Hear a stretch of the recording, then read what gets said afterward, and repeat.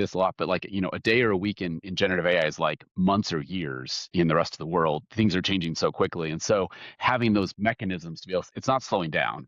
Well, if you think about, how generative AI models, if you think of what we did from an LLM perspective 18 months ago to now, it's not even the same. And so in 18 months, like if you leave an application alone for 18 months, I'm not sure it's even going to work.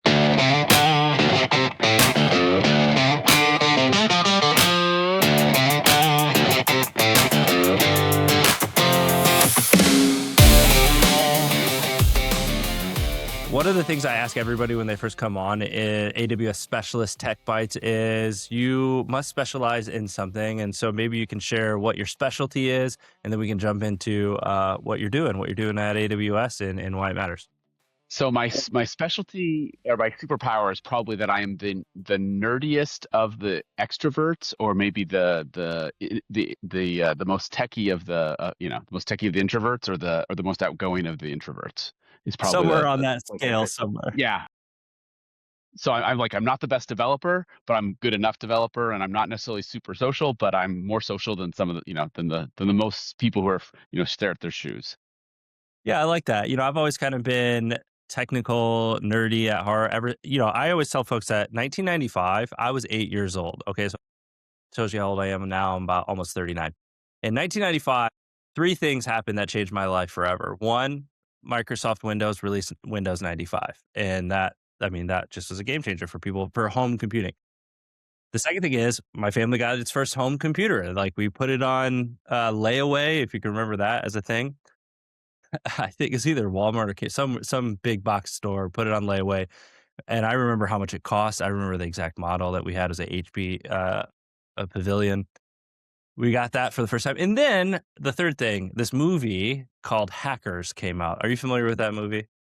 I am, because I'm a little bit older than you are. I won't say how many years, but yes, I remember. Yes, I have a similar experience.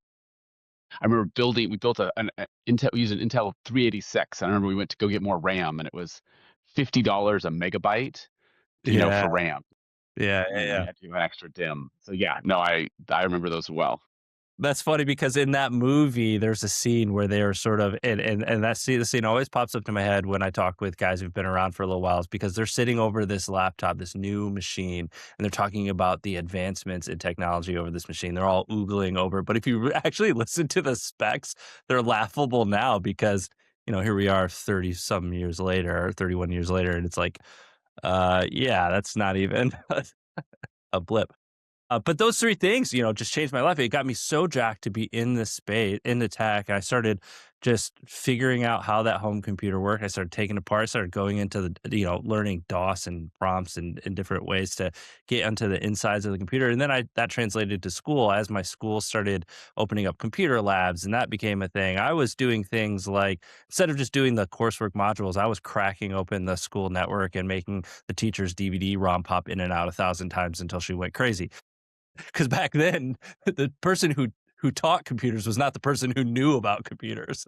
And so those are the fun that I had in high school, and then obviously that progressed into my career, and just been infinitely curious about how this stuff works, and that applies so much today in the AI space and how fast it's moving and all the opportunity to learn and go deep on very specific things. But you've been teaching this stuff. How long have you been an adjunct professor?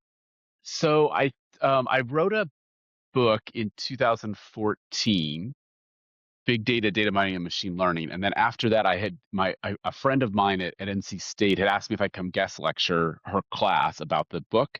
And one of the associate deans happened to be auditing her class that day, or was in the class. And he said, "Hey, we had an adjunct position that might open up in the business school. Would you be interested in teaching?" So at that point, I started teaching MBA statistics. That was, I guess, 2015.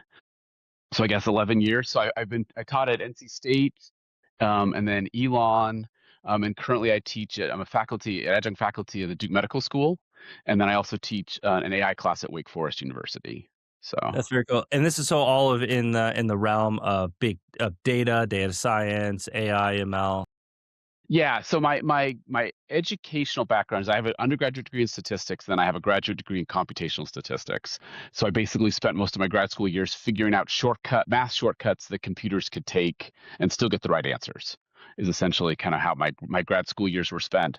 And I worked at the time I was working at the U.S. Census Bureau, and so like my first kind of hands-on experience with like a big data project is I had a budget from Congress to figure out the United States is split up into geography. So everyone, familiar with states and counties. Within states and counties, there's a thing called tracts, and then within a tract, there's a block. And so in the United States, there's like 8.2 million blocks. And I had a budget and I had field representatives. And basically, what we were trying to track is where had there been the most change in housing units? Because one of the things the Census Bureau has to do is, in the Constitution, is they have to count everybody every 10 years. But then they also provide they do a bunch of other ongoing surveys to provide information and data to Congress and to the American people. And so as those things change, you have to keep track of how many people live where. And so I basically had a project where I had to list, of the 8.2 million blocks in the United States, which ones were most likely to have changes, and then we'd send people out to adjudicate them. So that was my kind of first big data project, is taking all of this information and data together, synthesize where should we spend that money to go kind of make sure that our address list is as accurate as possible. Yeah, that's cool. So it's funny that you mentioned that. I was just talking to my wife today about because this is a hot topic today, and this show certainly isn't political, but we talk about zoning and how that affects and the voting block and if you're paying attention to American news, that's certainly something they're talking about how important that census data really is to making policy decisions for the next 10 years. And so it sounds like that was kind of a really important part. So how did you apply so that's obviously I can see where the math might fit in. Was that an Mhm. AI thing? Did you start using AI in those models, or is it just really computational or statistical models that showed that shift? It was more statistical. I mean, so again, like artificial intelligence. I mean, a lot of that is kind of I don't know. In my opinion, it's kind. Those are the buzzwords and the terms. A lot of the math is the same. It's kind of did you grow up in a computer science department or a statistics department or an economics department? Is kind of what words do you apply to those types of things? And so the AI and machine learning, those terms generally come from a computer science background. There's equivalent terms in physics and in economics. In statistics, we would talk about modeling or statistical modeling. And so we primarily used regression techniques, but we also used decision trees, and then random forest is another very popular technique. I mean, now with the deep learning and the and large language models, I think that's all based on neural networks. And the fascinating history there. One thing I always find interesting is that the math, the things that we're doing today are incredible, but the math and the ideas aren't new. A lot of this stuff was done, Pitts and Colin in the 1950s. Where when this math was kind of all done. And so there's DoD papers about how flying cars and robots and all kinds of other things that would happen. And the neural networks have kind of had a long and an interesting history. And now they've obviously changed the world in the last few years with the approachability that they've provided to everybody. Right, sure. Well, then just the application of tensors and large language models and the transformer, and certainly that enabled some of how we experience generative AI today. But like you said, that math has been existed, and some of the predictions have existed too. Like if you read about AI, and Turing was talking about this. All these different mathematicians were talking. Hey, this is coming because we can see it in the math, which is kind of fascinating, a fascinating reason to study math, right? You almost can predict the future because you can say the math is suggesting this today. You apply this 30 years out when the technology catches up. Uh, Yeah.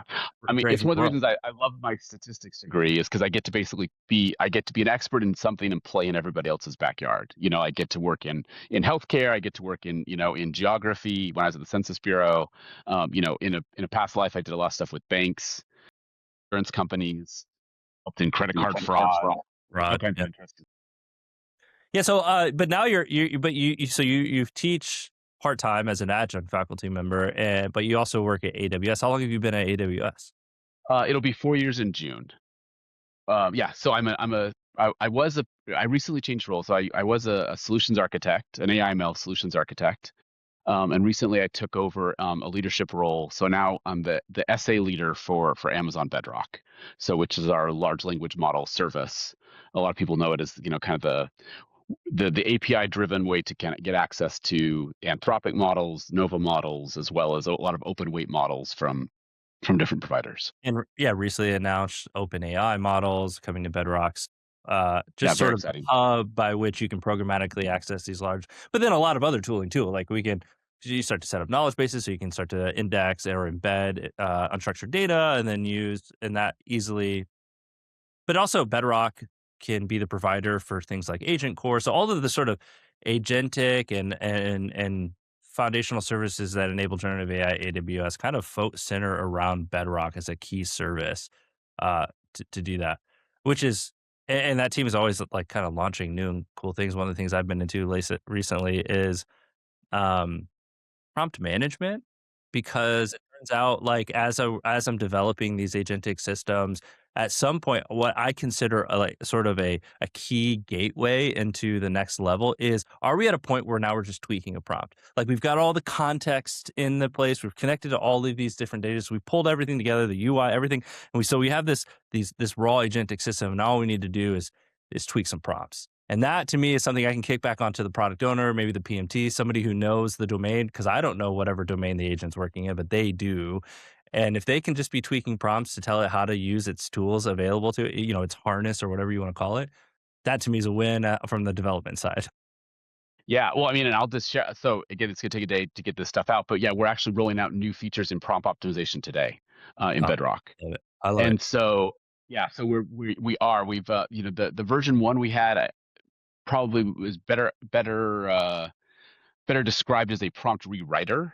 It took a lot more, kind of human intervention, a little bit more bespoke. And this Yeah, has that makes now sense. got a ton of new science in it and allows you to it's agnostic to all the models. It doesn't matter where you're coming from an optim. It says, how do you want to take this prompt and how do you want to optimize it for this new model? And so then it will iterate through. It'll do some evaluations.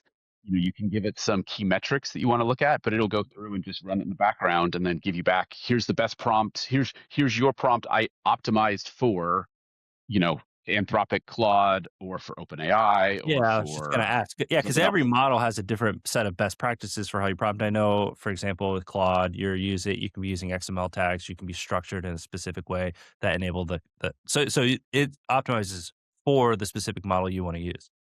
Correct. Yeah, they've simplified the output to make it really simple. And basically, you say, here's the prompt I have, my existing prompt. Here's the target models, and I think you can pick up to five. And say, okay, great. Now go make it that way again. Because one of the big challenges we're seeing in the market is, when we first started, everyone was like, let's just figure out how this works. And now, as companies are going to production, the question is, great. I need for some use cases, I need the very smartest, best answer. It's healthcare information, or it's legal advice, or it's something like that. But in others, it's like I need a good enough answer, and I don't want to spend I don't need to spend the most money on this. And so, how can I? So companies are now trying to optimize across three axes of, what is the intelligence that's necessary, what is the latency required, and then also what is the cost. Yeah, And so, sometimes situations where I need a good enough answer, like how, but we want to make sure we can do a fair apples to apples comparison. So you can say, here's my prompt, on this existing model. Let me try it on 4 or 5 different candidates. I can do a fair get the best prompt, try it there, and then I can measure the accuracy and the efficacy of that prompt against the questions, and then be able to do a fair comparison. Then, because the challenge, I think one challenge that companies face is that every month or every week, there's basically the new greatest model. This is the best model that right. beats all the benchmarks. And so Yep, today, companies are as we record, it's Opus 4.7 that just Claude just announced, and yeah, they're launching all their benchmarks and their white papers about it, but go ahead. Yeah, exactly. But so, the challenge is that all these companies are faced with the challenge of, okay, this company now says this is the new best model. So do I devote human capital? Do I have engineering time to basically rework my existing product to take advantage of this new model? And so having a harness or infrastructure or mechanism to quickly say, is this model actually worth investment of human capital? Like that's the thing that a lot of companies are ramping up on and kind of need to continue to invest because, I don't know, I say this a lot, but like, a day or a week in generative AI is like months or years in the rest of the world. Things are changing so quickly. And so having those mechanisms to be able, it's not slowing down, and in a time in a fast life, we used to build, credit scoring models that would last for 18 months. Well, if you think about, how generative AI models, if you think of what we did from an LLM perspective 18 months ago to now, it's not even the same. And so in 18 months, like if you leave an application alone for 18 months, I mean, I'm not sure it's even going to work. Yeah, yeah. And we Things have talked just about changed dramatically. agents that are addressing historic like technical debt, but now agents are also, creating such a pace of change that you need almost agents to tighten that addressing it. You used to be able to get away with some technical debt for some time. Now you can't, you have to be addressing that much more quicker because of how much is new and how much is being produced. Broadly, what I would say, what you're talking about, is something that I've been fascinated with recently, and that's just this idea of evaluations broadly. And evaluations happen at at different levels of the stack. There's not just, hey, let's evaluate this model. Maybe you fine tuned a model and you want to evaluate the output of that model. So, what are your dimensions by which you're going to measure the model? And then, what mechanism are you going to use? Is that FMEval, DeepEval, these open source evaluation frameworks, or is that just some LLM as a judge? Mechanism. There's different patterns and frameworks you can use to just to judge the model output. But the model output alone is one thing. Then you get that into a system where you have a system prompt, you have tools. Is it efficiently using its tools? Is it efficiently using its index? Is it retrieving the right information from a knowledge base or a RAGs?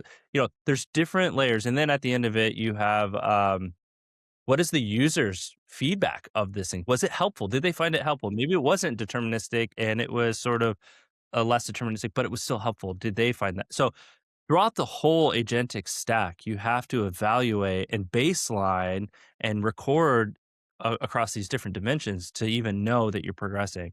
And so when that new model comes out, you can confidently say, yes, that we've applied it correctly. We're seeing the incremental gain or advantage in it, and either speed, cost, or accuracy.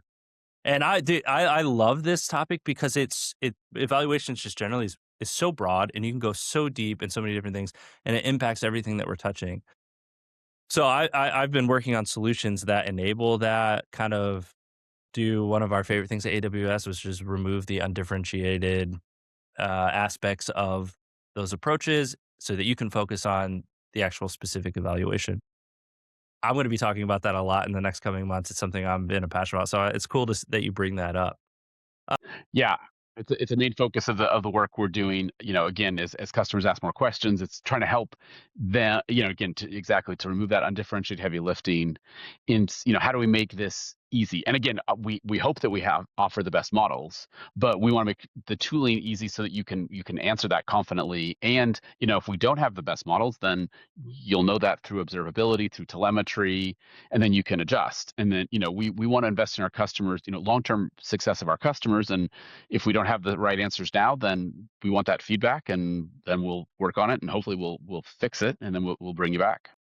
Right. You have to be able to baseline, you have to be able to measure, and these tools are helping you do that. So that's cool. So, but this is, you haven't spent your whole career in the generative AI space. Obviously, it'd be relatively new at AWS. Maybe you have at AWS, but you kind of started from a traditional AI ML background. You said 20 plus years in the industry of AI and ML. How have like the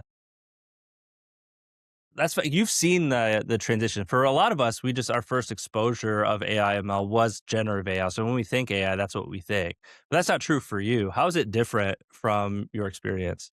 Yeah, so I mean, it definitely has changed. So yes, I was a data scientist before that term even existed. So before I was a modeler. I did data mining, or there's lots of different job titles I've had over the years. But essentially, it's trying to take data, solve and build models to explain human behavior primarily, using the attributes that we have available. I mean, Is that's it just that's like essentially how it comes in. categorization problems where you're just trying to like It could be, categorize? yeah, it's absolutely. sometimes it's pricing problems, sometimes it's categorization. So think about like from like an auto insurance question. It's like you buy a new car and you get a quote on, or I have 4 children, so I have children have become, my kids are a little bit older, and so as they start to drive, it's like, okay, I need to add a new driver to the insurance. Well, the insurance basically needs to figure out what are the factors that will meet that we need to gather in order, the attributes in order to gather how much should we charge you for insurance. They're in a market where they're trying to figure out, they want to be competitive so they can win your business, but they also want to make sure they're charging enough premium so that they don't lose money. And so, it's like, well, what's the risk of driving? How long have you been driving for? Are you a male or a female? What kind of car do you drive? How much would it cost to repair? So they ask those all become attributes that feed into a model that then spit out a number. The same thing happens with, life insurance. How long are you Life likely to live insurance, depends on. loan qualifying, like, anytime there's a bank involved, there's a lot of math. Yeah, Assessing of exactly. risk. Because Yeah, no, you're exactly right. So, and those are just easy, kind of ready examples. And so those are the types of problems that we worked on before, in 10 years ago, 5, 10 years ago, there was, there was neural networks were always an interesting algorithm or method to use for these. The challenge always was depending on how much explainability you needed in your application. So in some situation, like in a marketing application, you don't really care how you arrived at the answer, but like, is this person likely to respond to this ad or not? You just want high success. And so a neural network was great because it had really high accuracy, but really low explainability. Whereas if it's a government regulated utility that wants to raise prices, or it's a life insurance policy or a mortgage application where you need to be able to defend that, then you needed a method that had much better explainability. And so regression models, decision tree models have very high explainability, but sometimes you sacrifice some in accuracy. And so there's a trade-off that you had to kind of balance from a business perspective of what's the best answer I could get, but also which one will be acceptable for the business users. So that's one way that things have changed. Yeah, and so, but presumably there's still a need for those classic ML techniques. Not everything has to be an LLM, and in fact, it can degrade maybe with LLM. We kind of want to generative, like, LLMs are the hammer, and now we're looking at all of our nails again. And we're saying, okay, let's try to bang with that. But one of the things that I have somebody on our team, I'm on a prototyping team, and she's really interested at that line of when does it need to be an LLM? When can it be a traditional model? What are the different advantages of using either to achieve some optimal outcome? Do you still see that where, hey, there are still use cases where traditional ML techniques are still the dominant and most effective way? In fact, LLMs do poorly at, and so we should still learn that. Absolutely. Yeah. I mean, I spent most of 2023, in the kind of the wave of ChatGPT, explaining to customers why their idea was a terrible, terrible generative AI application. Like, Yeah, I mean, just from a cost and from a complexity perspective, like it doesn't make any sense to do some, like, could you do it? Sure. Should you do it? Absolutely not. And so it's definitely, I mean, there's a business evaluation and then kind of a technical evaluation from an accuracy. I mean, one big challenge I think we've all experienced with LLMs is, it's hallucination and non-determinism.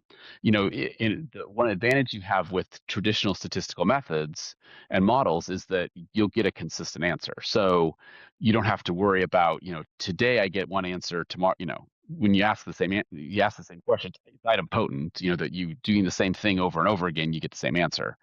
And so that's really beneficial, especially, businesses don't like variability. That introduces risk, that introduces all kinds of uncertainty, and so they want that consistency there. So I think we should use large language models when we need to, generate outcome, we need to generate assets. But if we're trying to synthesize data, we're trying to predict something or do a specific answer, like that's, if we take all these attributes in and we want to predict the price of a house or the cost of insurance or someone's likelihood to purchase or not purchase, like those I think are far better done as traditional statistical models or machine learning models than they are as, could you ask ChatGPT to answer that question? Could you ask Claude Code to do it? Sure, and it'll give you an answer, but Right. you know, under the covers, It'll it's give you a probably writing different answer code that's, tomorrow. yeah, it'll give you different answers depending on how you ask the question, and that's not what you don't want to run a business that way. Well, but what one of the things you can do, which is cool, is like you can make the ML tools that the model can then use to contextualize the output of these models. So you're not just getting a number; you're getting a report that can contextualize that number against other things. And that's some of the things that we've done is given the LLM the tool to run the statistical analysis, but then it contextualizes it. Right, and that's, I mean, that's really how the space has evolved. Again, yeah, 2023 was all spent around what are good uses and bad uses of generative AI, and now, yes, when you use an application, that's what agents are doing. Is we need to plan and then react. Plan, observe, react. We need a set of tools. I mean, MCP has kind of become the de facto standard for here's how I can load a whole set of capabilities and tools into this LLM and let it choose from those things. We have other options in there like memory. We want to understand as we're building agents, like what are the user preferences or what are the things I need to retain, which under the covers, we use classifier models or other things to say, is this something that's important to keep or not, to store those memories and things. So that, yeah, agents are essentially a building up of what are the assets, the tools that I can use to then answer these questions effectively and repeatedly. Yeah, then how do we efficiently manage context, right? Like, just because the model can handle a million tokens doesn't mean it should. And so, uh, how do you get the right information for the model to have the outcome that you want, maintaining a context window that makes it efficient and accurate and all those things. So that's broadly context engineering, and we could spend again a whole another day talking about the different ways context engineering is being solved, how it's changing. I just saw a new way to model local memory that's supposed to make con- you know not overwhelm the context window too early in the session. So all kinds of things that happen. Jared, I'm kind of interested in so you have this fascinating experience where you get to come to work and you get to play with all the cool new toys. You have access to tokens. That's a luxury that maybe not everybody has. But then you're also teaching students who are just starting their career. They're coming into the field of AI, generative AI. And one of the things that I've been thinking lately is like when I was in college, in high school, college, that's like '09 is when I graduated college. It was all about like business applications. If you wanted to go into the world, you had to learn Microsoft Word and Excel. And that was like sort of the core technical skills you needed to have. Can you make a PowerPoint?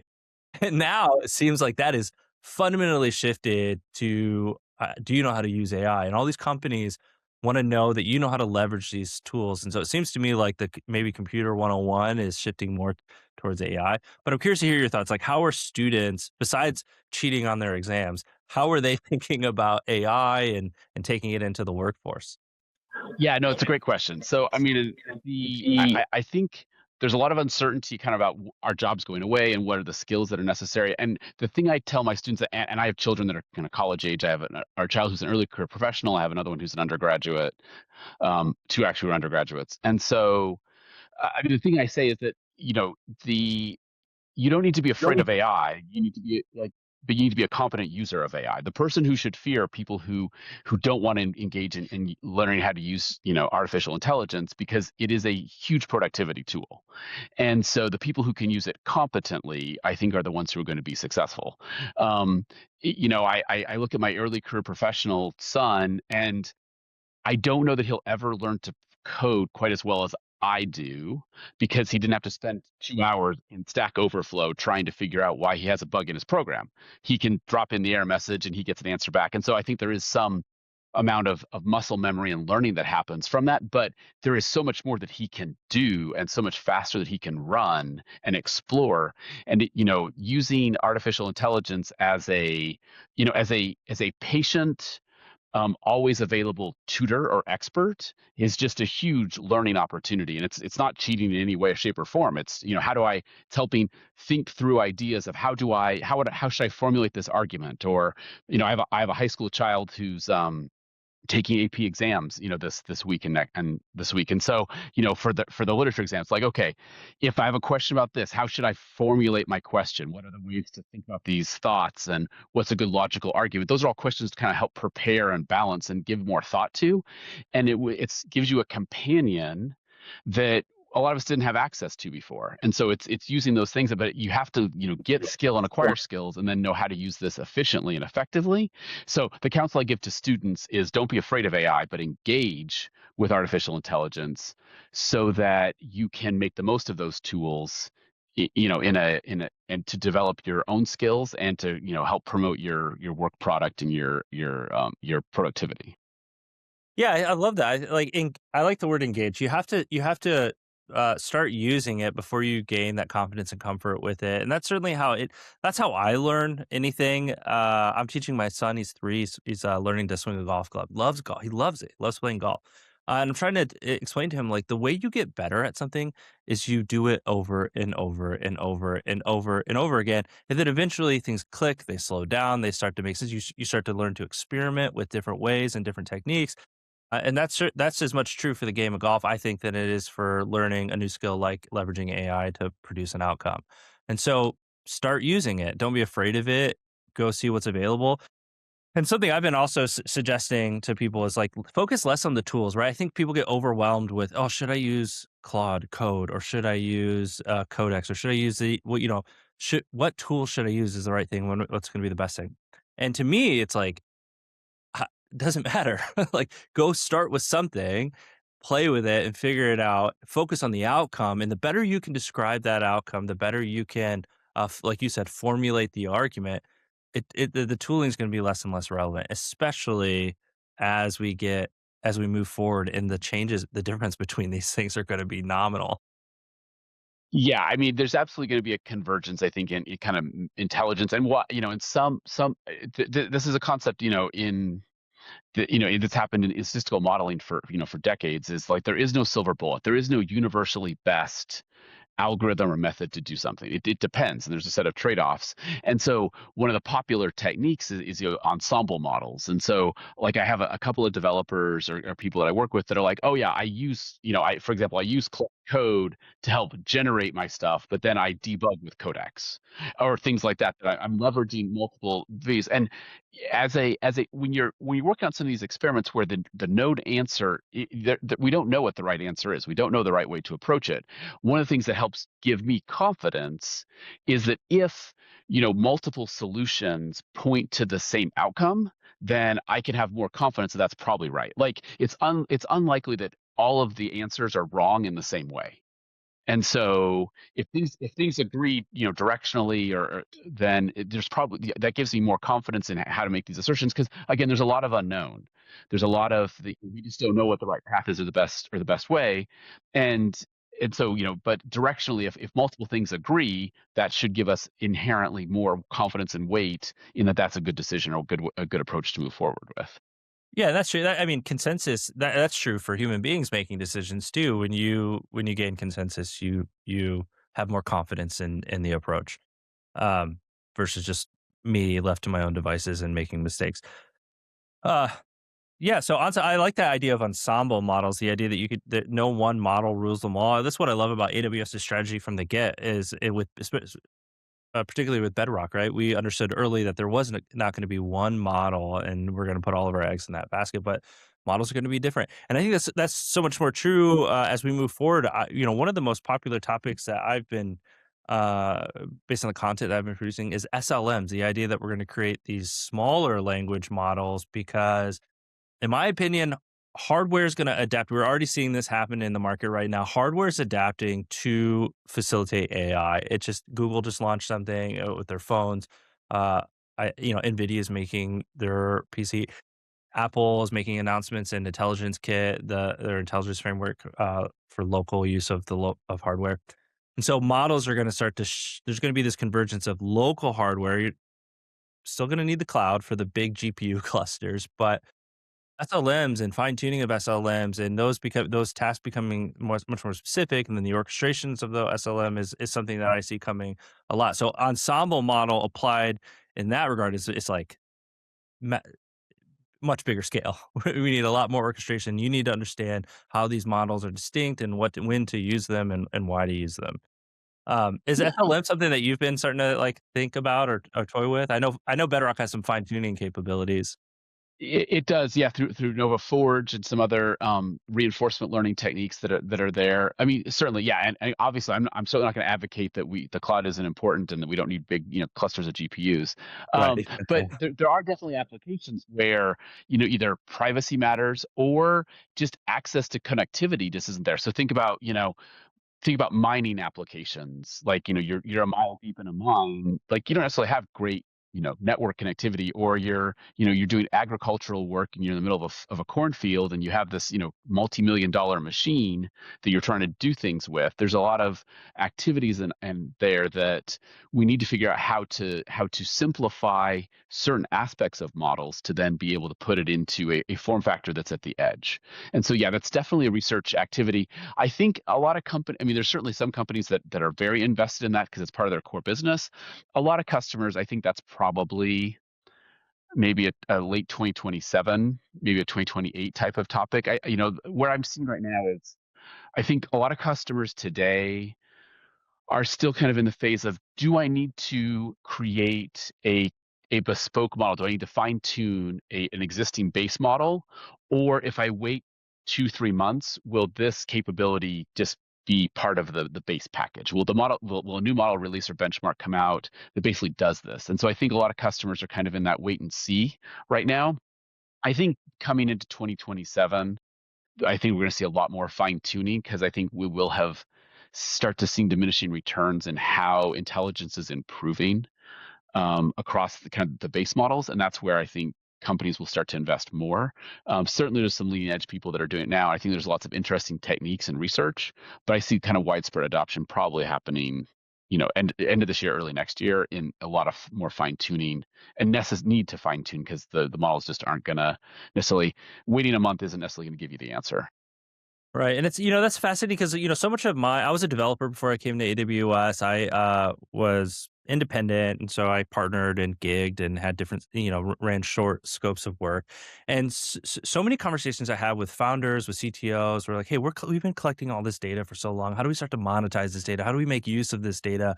It's nice that we have it, but how do we make a product around it because we have a bunch of data?" And then AI comes around and it's like, okay, now all of a sudden we have this answer.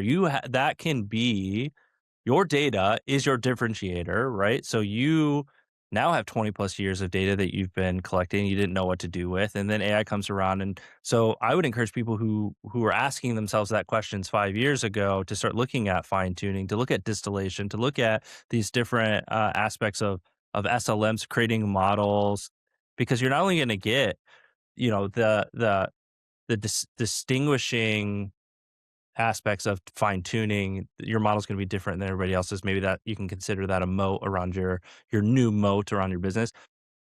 But the second thing is the cost advantage, the speed advantage, the different things that you're going to get, the deployment opportunity, whether that's at the edge or in the cloud. I mean, there's going to be different uh, benefits that are realized from fine tuning. So don't be afraid of that. And some of the tooling that is coming out through Bedrock Forge and things like that are making that easy, less scary. You don't have to understand pre-training versus training versus all these other different like gates of tuning.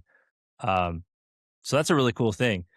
I wonder, Jared, here's a question for you. One of the things I like to talk about on this show is just things that have failed. Where have we failed? There's a lot of assumptions I've made. I could tell you one big one for me is when I started my career. I'm not doing what I have a college degree in. I don't consider my college experience a failure, even though I'm not doing what I have a degree in. I have a degree in biometrics, which is like the study of face, different personally identifiable biological features. I don't do that anymore. Now I work with AI. Not a failure though, just a pivot. Anything like that in your experience, 20 plus years of experience in AI, where you've had to pivot, maybe you made a bad assumption? So, I mean, probably more than we have time for in the podcast.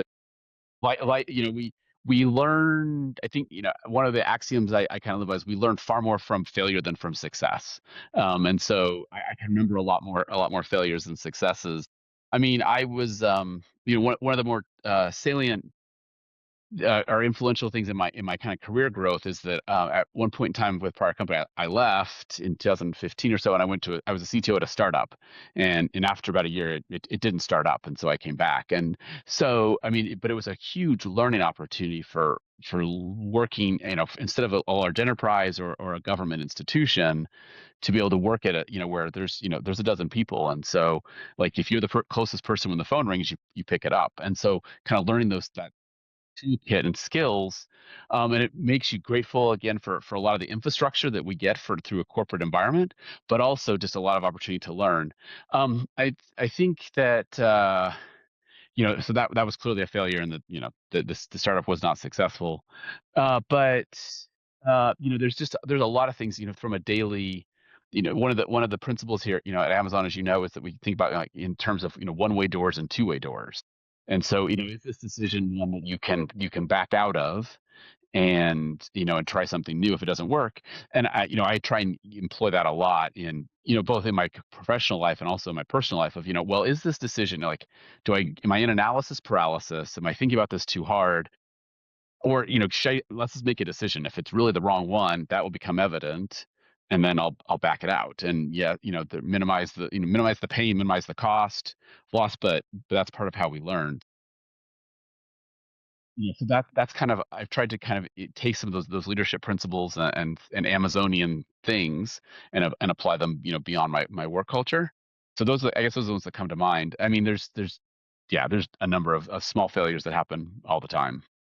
Yeah, and certainly with, kids that are college age, I imagine you're telling them like, "Hey, you just gotta get out there. You're going to, mess you don't have to have everything figured out. What are you, 20?" Like, take your time to fail. In your 20s is that time to make those failures and to make big risks, big bets, and you've got time to recover, and I hear a lot of people talking about that now, and I wish in hindsight I had taken some bigger risks in my 20s. Now I've got 2 kids and a mortgage, so a little more Yes, risk averse than I was. we Uh, get a lot more. We get a lot less risk averse. Yes, with kids and mortgage than the earlier years. That's for sure.